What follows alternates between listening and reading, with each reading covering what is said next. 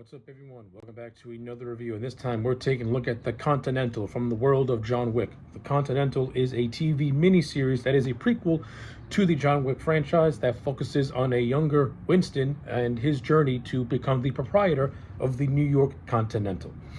So yeah, that is the overall story of the Continental miniseries. Let's talk about it. Okay, so overall, I think that the episode entitled Night One Brothers at Arms was a very solid introduction to this show. I think this episode did a relatively good job at establishing the younger versions of characters from the John Wick movies. We get a young version of Winston Scott, played by Colin Codwell, I believe his name is, who I thought did a very decent job at playing a younger version of Ian McShane. I think he brought some of those Ian McShane mannerisms to the role, but also put his own spin on it. This is not the same Winston Scott from the movies. Like, he has that panache to him. He's got that sense of class and style, but he's not yet refined. And I liked it, and it reflects in Codwell's performance. Like you see the essence of what Winston Scott is to become in the movies, but we more or less are seeing more or less his origin. And I thought Colin Codwell did a very good job. Well, all the while he's surrounded by a very decent supporting cast. You have Ben Robson, who plays his older brother Frankie Scott, and this is our first glimpse into the backstory of Winston Scott, finding out that he had a brother named Frankie, who pretty much stole from the Continental, and now the high table's out to get him. He stole from a guy called McCormack, played by Mel Gibson, who is more or less the manager of the New York Continental. Now, I know a lot of reviewers gave this show kind of a lot of scrutiny because of Mel Gibson's casting, and many people said he was the worst part of the show. I don't see that. Listen, I like Mel Gibson as an actor. I understand the man's a piece of shit in his personal life, but as an actor, you got to give the man his chops. He knows how to act, and I thought he was actually pretty good in this episode. I like that the McCormack character is very closely tied to the Scott brothers, being like a surrogate, being more or less the guy who raised them in the criminal world. And I also like the fact that Sharon, who was played by the late great Lance Riddick, a younger version of Sharon, is in this movie, and we get a little bit of his backstory. We find out that he's actually the surrogate son of McCormack, and we also see the foundation of the budding friendship that is to become between Winston and Sharon in the first episode. Now, hopefully, in the next two episodes, the Sharon-Winston friendship gets expanded upon much, much further. But in terms of foundational work that this first episode did, I liked it a lot. I think Ben Robson, as the character of Frankie, he's not in the episode a whole lot, but pretty much what Frankie did to the continent, to the high table, by stealing from them, sets off a chain of events that leads to Winston Scott pretty much sets off Winston into getting revenge for what happens to his brother at the end of the episode, where he gets killed by these two twins called Hansel and Gretel. So all that work was actually well done. I enjoyed it, and I actually think that Codwell and Robson has some decent on-screen chemistry with one another, and I buy them as being these brothers who are torn apart. Now, when we first see Winston, he's in London trying to swindle a guy into getting into a business, and this is our first instance of Codwell channeling the Ian McShane older version of Winston, this smooth talker, yet a very self-assured guy. And I like seeing it. This is our first instance of that. Of course, again, as I mentioned earlier, he's not quite there yet, but you see the seeds of that. This Winston, he's a little bit more. I don't want to say he's more timid, but he's not as self-assured as he would grow in, as he would become in the movies. Like seeing him as somebody who is trying to get out of the life, but eventually gets back into life. I like that. That's gonna make for a very interesting story as this show progresses. How the first episode also handles some other characters in John Wick. Listen, we get Peter Green, who is Uncle Charlie. Uncle Charlie, of course, in the films was played by the great David Petrocelli. Love seeing Uncle Charlie get some stuff in this thing. I like the fact that Uncle Charlie actually has a very close relationship to the Scott brothers, particularly that of Winston, so that was pretty cool. And Peter Green as Uncle Charlie, I liked him. He had a lot of fun scenes, especially at the scene where Winston wants a car, and Uncle Charlie reluctantly gives him his car, but also says that if you bang this car up, I'm going to kill you, sort of thing. So I like that. You get some nice comedy with that. And I thought, and of course, as the show progresses, I want to see what else Peter Green can do as Uncle Charlie, because I'm loving it. I liked what I saw so far. You also have this other subplot of this female detective trying to infiltrate the Continental, going against her superiors, her boss. This show establishes that she's also having an affair with her boss. How that's going to play in later on, we'll wait and see. And you also have these gun runner siblings that Winston comes into contact with. Who runs a dojo, who also have a connection to Frankie. Of course, Frankie did dirty by these guys, and they don't want anything to do with him. Now, of course, when you get to the end of this episode and Frankie's death, Winston goes back to the dojo, and pretty much, yeah, shit's gonna go. These guys are gonna team up together, and shit's gonna go down. So I'm very interested to see what happens in the next episode, and I'm very interested to see what direction that Winston and his little unit go into as the show progresses. In terms of how this movie handled its fighting and fight choreography, hey, listen, this show is done on a TV budget, so you ain't gonna get these stylized action sequences that we get in the movies with Keanu Reeves. But for what it was, the action sequences, they're fine. You know, I give Albert Hughes credit. He did his best to try and make it as stylized as possible, and did his best to try and mimic what came in the movies, but you can tell that he was constrained by a TV budget. Now, on the flip side, you have a show like Daredevil, which is also a TV show, which was also made on a limited budget, and that show was able to do a lot with its fight choreography. So it's kind of a give and take. When you look at it from that aspect. I think if Albert Hughes would have took more inspiration from the Daredevil TV show in terms of fight choreography and how to do much with little, I think the fight scenes in this first episode, I think the fight scenes would have been much more polished if you would have took more inspiration from Daredevil. But at least we get those stylized action sequences that the John Wick movies were known for. So at the end of the day, I'm not going to overly complain about it, because for a TV show, we do get some entertaining fight scenes. So that's all I want, especially in a John Wick movie, because John Wick, even though the overarching story can get interesting and the world building is interesting, these movies are not known for the world building. They're known more or less for the stylized action sequences. That's what got people interested in them, and that's what got me interested in them. The world building is a bonus, and I think overall the first episode of the Continental did a good job at world building. We get some interesting backstories with a lot of these characters, specifically that of Winston, who having an estranged older brother, Frankie, who he tries to find, and then when they're at the moment of reconciliation, Frankie is killed, and now Winston's going to be going on revenge to take down McCormack for killing his brother. So that's good stuff. We get Uncle Charlie, who more or less is like a surrogate father to Winston, and that further builds on their relationship. So now when you watch the John Wick movies, and when you see scenes of Uncle Charlie and Winston interacting with one another, dialogue is not needed, because we now know the history between these two, and that just makes it more fun. Now, as to how the show is going to handle the other supporting characters who don't appear in the John Wick movies, I'm interested to see what goes on with these characters, and how their characters end up getting paid off when the series comes to a close.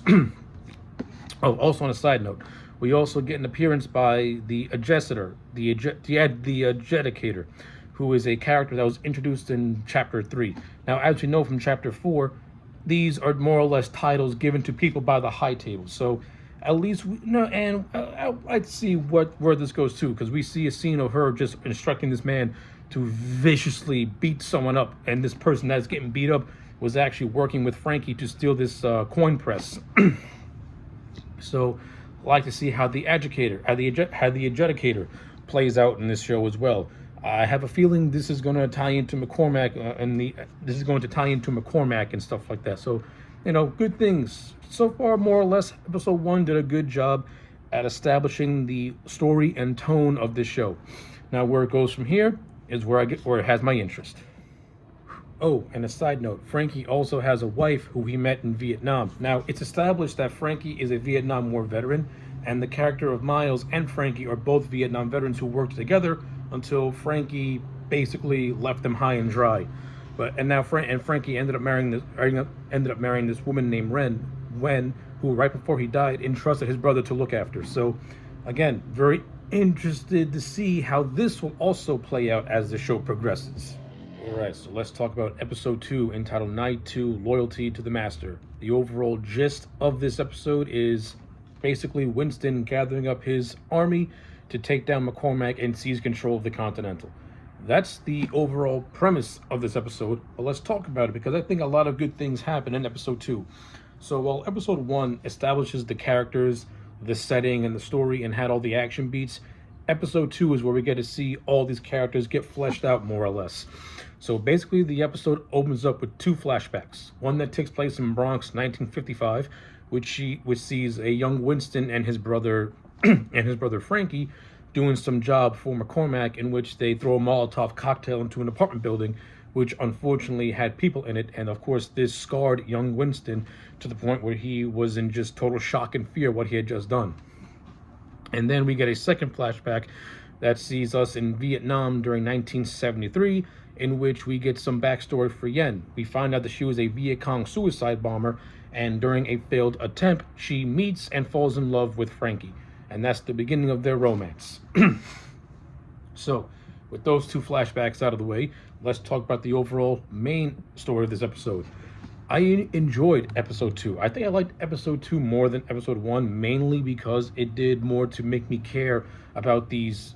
Maybe it gave me a chance to care about these characters, and certain relationships got developed that I was very interested in. I like the whole idea of McCormack being a surrogate father to Sharon, and the whole idea of McCormack more or less promising to bring Sharon's biological father to New York from Nigeria. Now, of course, when you get to the end of the episode, we find out that McCormack has other plans in terms of that. We see earlier on in the episode that Sharon was talking to a cellist named Thomas, who is one of his friends in the Continental. Thomas tells Sharon this whole thing of him wanting to go to a musical observatory in Ireland. He more or less tries to persuade Sharon to go with him. Now, of course, this scene gets paid off later, where McCormack and Thomas are having a little conversation, and Cormac just bludgeons this poor kid to death And the reasoning for this was because Thomas wanted to take Sharon away from McCormack. McCormack is clearly one of those people who covets things, and to him, he sees Sharon as someone with intense loyalty, and he doesn't want someone of that loyalness to leave his side in a way. So he killed off Thomas, who he views as a threat, and then in order to further manipulate Sharon, he wants to bring in his father to the Continental to replace Thomas as a flutist. And of course, this is what leads Sharon to tell McCormack of Winston's plans to overthrow him and kill him, because earlier on in the episode, Winston and Sharon had a little heart-to-heart in a bus, where Winston tells Sharon his plans of what he wants to do to McCormack and to overthrow his power and to take the Continental. So I thought all that stuff was handled really, really well. I liked Mel Gibson in this episode more. Mel Gibson in this episode really had a chance to sell the threat of McCormack. Again, I don't understand why people do not like Mel Gibson in this show. Take away the man's personal life and stop bringing that into his movies. He's a good actor. I like him in the role of McCormack. He's the right amount of menacing, and he has that devilish, sadistic charm to him. Not only that, in McCormack's own sadistic way, he has a love for Sharon, and that's the love of his loyalty. Like, he does care about him in a way, or else he wouldn't have brought up the idea of bringing Sharon's father to the States. I like the character of McCormack. He's got some intrigue to me. That stuff is good. The stuff with McCormack and Sharon, I liked it a lot. The scene where McCormack is having a conversation with the adjudicator, and she takes off her mask.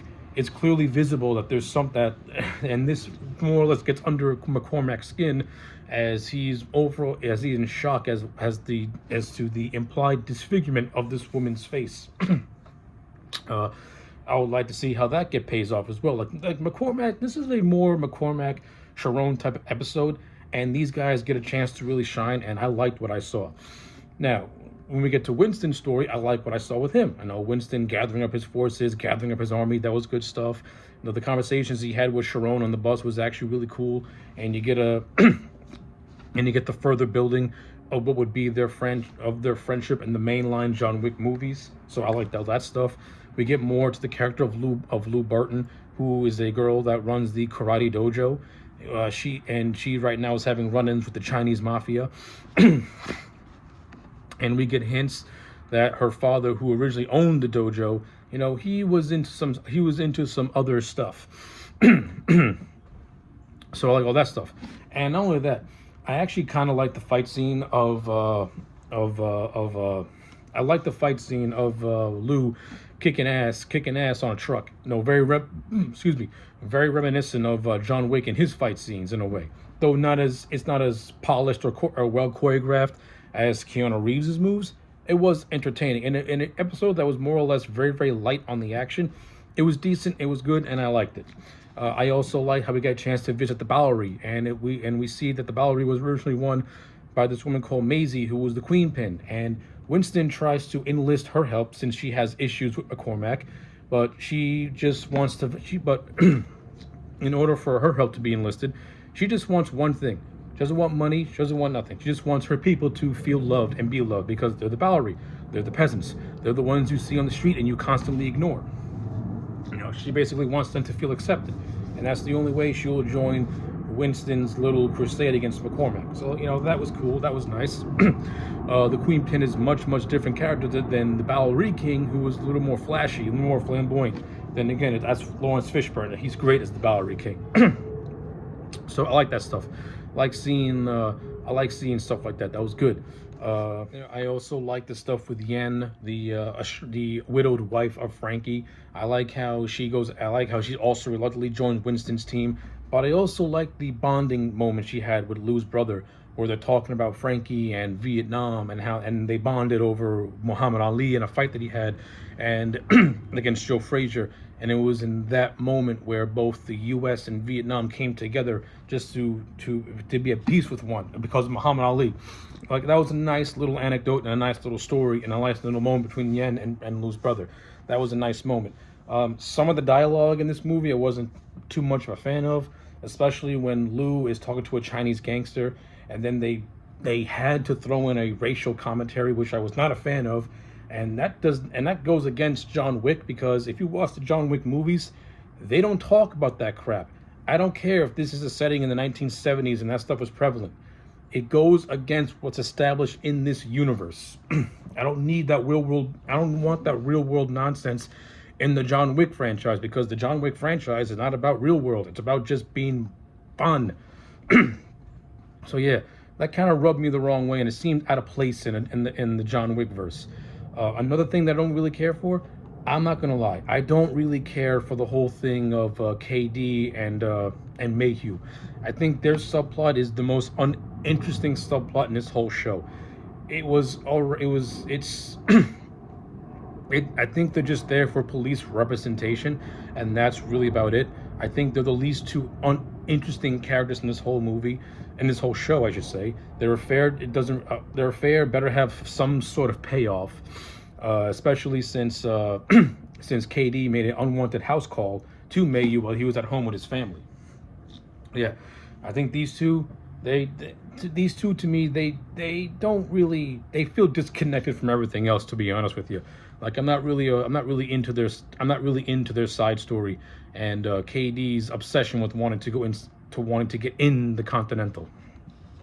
But yeah, that's just me.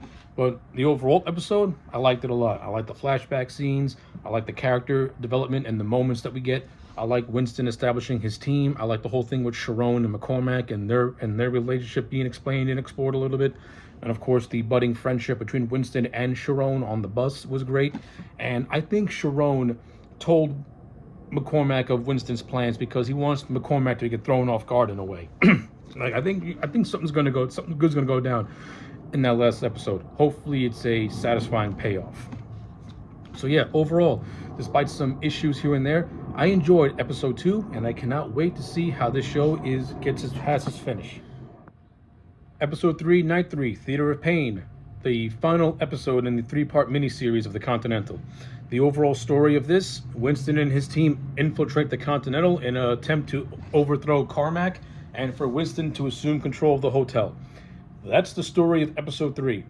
So yeah, there's not really a whole lot left to say in terms of this show because pretty much everything gets paid off in this episode, and for the most part, it's done in satisfactory ways.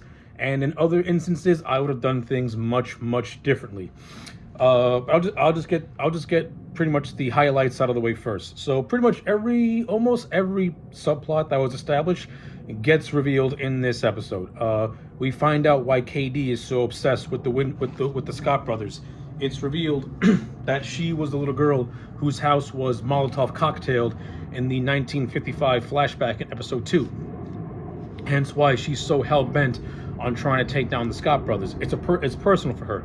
That gets revealed in this episode. I mean, you can actually see that coming from a mile away because her obsession with the Scott brothers is to the point of, okay, we know something happened, and in episode 2 is revealed what happened, but for some reason they didn't want to do that mystery until the third episode. I would have just revealed it in the second episode and move on with my life. And I think that would have created much more tension, much more stakes, because now we know why KD is so obsessed with getting rid of the Scott brothers. Revealing that in the third episode, it just dragged. And not only that, I already said my piece on KD. I think her story is inconsequential to the greater show, to be honest with you. She doesn't really add anything. She adds absolutely nothing to the story. I wasn't a fan of KD or Mayhew or their subplot and their investigation of the Scott brothers. It was just there as padding, and it felt like padding. And to me, the show didn't really do a good job at integrating her character into the larger narrative. It's done in a way that was so predictable that you could see coming from a mile away, and it just goes to show me that, yeah, they really had no plan for the KD character. Not only that, she doesn't really do anything in this episode except the last 5 minutes, which I have a problem with because I would have changed that and that would have not done what this show ended up doing. But I'll get to that when I get to that later. We also get the revelation of Miles and Lou's father. It's revealed that he was an assassin for the High Table, and after he retired from being an assassin, that's when he opened up the dojo. And we're told this by the Chinese mafia dude Chen, who has been trying to muscle his way into the dojo by pretty much forcing Lou to play by his rules. Of course, that does not happen, and Lou dispatches of him really quickly. But yeah, those are the two, and that, again, that's another side story that I didn't really care for at all. It's like the two, like when this show is not focusing on Winston Scott, I'm not gonna lie, it's not that interesting. Like KD and Lou's stories, they don't intrigue me whatsoever. I mean, I don't mind Lou's fight scenes. I think they're very entertaining, but just her as a character, it doesn't mean anything to me. It means nothing to me whatsoever. It takes away from the stories I really want to see, which is that of Winston and Sharon and Cormac. Those three have the more interesting story threads from episode 1 all the way up to now. And like I said, I thought this last episode did a good job at wrapping everything up. And just like I predicted, Sharon was basically Winston's inside man at the end of episode 2. And pretty much, yeah, Sharon did what I knew he was going to do. He was going to betray Cormac in line with Winston. And pretty much this episode is Winston and Sharon more or less being a team and them working together along with the crew to take down the Continental in a variety of very entertaining fight scenes. Yeah, I think the entire hour and a half of this show is Winston and his team overtaking the Continental, and we get a variety and a bevy of fight scenes, and they're all done fairly well. The ones that stand out to me are when Lou and Miles go up against Hansel, who was one of the silent assassins. That was a very entertaining scene where Hansel pretty much held his own and nearly killed both of them until this little kid that appeared throughout the entire show gave Lou her father's gun and shot him in the eye. That was fun. The fight scene between Wen and Gretel, Hansel's sister, on on the rooftop, that was an entertaining fight scene as well. The gun fu in a lot of the show, in the last episode, is also a lot of fun. Mel Gibson as Cormac did a great job at showing his unhinged paranoia and him trying to do whatever he can to try and stop Winston, even to the point where he gets rejected by the High Table. You know, that was also a lot of fun. The scene where Winston and Sharon try to get into the armory was entertaining, and I like how they did a twist on Carmack, where Winston used the Bowery vagrants and disguised them in suits as a way to trick Carmack. That was very ingenious of Winston to do that, which I like. Another another entertaining part of this episode is the sniper, who is the sniper character. I like this guy. Like, he was introduced in the last episode. I didn't really talk much about him, but in this one, I got a lot with him, and I found him to be very entertaining. He's got like this southern politeness. He infiltrates an apartment building, like right across from the hotel, where he kind of sort of befriends this lady that lives there, and then when she returns home unexpectedly, he's forced to tie her up. But he's so gentlemanly with her, even though he's like basically unofficially has her tied up. He's not mean to her at all, and he literally has a conversation with her while he's shooting people about about gardens and flowers and stuff like that. I found that to be morbidly entertaining, and I kind of like the ending where she kind of is smitten with him at the end. The guy's name is Gene. I thought that was actually pretty funny. Like, Gene is one of my favorite characters in this. Gene is definitely one of my highlights outside of Winston and Sharon in this episode. Like, he was a lot of fun. The stuff with Gene was a lot of fun. The stuff with Ren getting her vengeance against one of the murdered twins was also fun. Miles and Lou kicking ass was good to see. Winston and Sharon, their team up to take down Cormac, was also a lot of fun. But then we get to and the whole thing of Carmack going to the 13th floor and pretty much initiating a hotel explosion to get out of the predicament. You know, it sets up that ticking time bomb type of thing, but it all leads to the underground subway and the final showdown between Carmack and Winston, in which Carmack knew that there was a family the night Frankie and Winston did the deed for Carmack. He knew a family was in there. He did it to harden them and to have these kids see death. Okay, that's cool. And then KD comes in and shoots Carmack and takes and I don't know how I feel about that. I mean, I don't like the fact that basically gave Carmack's death to KD when, in my opinion, she didn't even earn it. She did not earn that moment at all. That should have been Winston. This whole show is about Winston taking over the Continental and him taking down Carmack himself. Not some nobody character that no one's ever heard of doing it for him. I didn't like that whatsoever. I didn't like it at all. I mean, I do like the scene of Winston and KD when KD reveals who she is and why she's after Winston, and she holds him at gunpoint. You know, that scene was okay. But I don't like the fact that KD took Winston's kill from him. I didn't like that at all. I thought that sucked. Especially since the whole show is building up to Carmack and Winston, and it already established that Carmack was a surrogate father to both Frankie and Winston. And then you're gonna do Winston like that by taking away his kill for you. No, I wasn't a fan of that. I didn't like it. But a thing that I did like is that Sharon actually was friends with Frankie, and I liked I liked the fact that Frankie was the only one who was nice to Sharon and the only one who was interested in knowing about Sharon. And it also adds to the good-heartedness of Frankie, because he was trying to get Sharon out of the Continental and out of this life. So I like all that. So I like how Sharon pretty much is a friend to both the Scott brothers in different ways. I like that. It adds to the importance of the Sharon character to Winston and now to his brother Frankie. It just goes to show you how pivotal the character of Sharon really is to the John Wick universe, specifically to the Continental and to the Scotts. No, I like that. That was good stuff. Like I said, I like the entire takedown of the New York Continental and Winston eventually taking over it. I like the scene where he goes face to face with the adjudicator and just shoots her right in the middle of the street after she threatens him. And Winston's like, yeah, the high table can come after me. See, I know the rules, but I want to see them try. And of course, this plays in very well to what Winston becomes later on in the John Wick movies. Like, he's somebody that he'll play ball with you.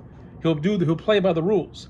But if you cross him, well, yeah, you're gonna wish you didn't do that, because Winston is one of those guys that he's Winston's a guy of class. He's not a savage animal like Cormac clearly is. Cormac was a savage, and that shows in how he ran the Continental. Winston is more of a man of elegance and more of a man of class, and you can see how his personality reflects his running of the Continental. But if you cross him, then yeah, he's gonna go after you, and yeah, that's what happens. The adjudicator tried to threaten Winston, and she paid for it with her life. So I like that ending. So when all's said and done, I thought the conclusion of episode 3 was satisfying to an extent. It did things that I would have done much differently. The two characters that I didn't really care for were Lou and KD, with KD being the one that I really didn't care for. Lou is hit and miss. I'm of two minds with the character of Lou. She didn't bother me as much as KD did, because I thought KD's story was just shoehorned in, and then you give her Carmac's death, and then she just disappears. And at the end, what was the point of KD as a character? Like, seriously, what was the point of her? What was the point of her having an affair with Mayhew? What did that lead to? Absolutely nothing. It was just unnecessary filler. It was unnecessary filler that if you take that whole section out of the show, it would not affect it in the slightest. That's my opinion. So yeah, when all is said and done, I'm going to give the Continental, I'm going to give it an 8. Yeah, I'm going to give this an 8 out of 10. I overall really enjoyed the show. I liked it a lot. I like the 1970s aesthetic. I like the production design. It looks great, very period. The acting, all the actors, even though some of the characters I didn't care for, every actor gave it their all. Mel Gibson was a lot of fun as the villain. The actor who played Winston, Colin Caldwell, I liked him as a young version of the Ian McShane character and how he grew into the role. The actor who played Sharon, I thought did a very good job, and I liked the chemistry between him and Winston, especially in the last episode. And the actors who played Winston's teammates, they all had a lot of fun, all had some cool quirks, all had defining personalities. My biggest gripe, aside from everything else, Uncle Charlie only had one episode. Really? You're gonna do Uncle Charlie like that? I would like to see him come back in like at least episode 3 and work with Ronnie in the garage while everyone's infiltrating the Continental. I didn't like that.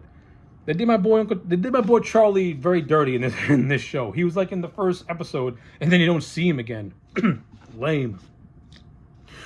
Yeah, overall, a solid 8 out of 10. I enjoyed the Continental. It's a good addition to the John Wick universe. Despite flaws, and despite some flaws that I hope I illustrated clearly enough, the show overall did a good job at telling a singular story on how Winston gained control of the New York Continental and became the man that we know him in the mainline movies. So yeah, those are my thoughts on the Continental. Let me know yours in the comment sections down below. Like the video and subscribe, and I'll check you back next time for more.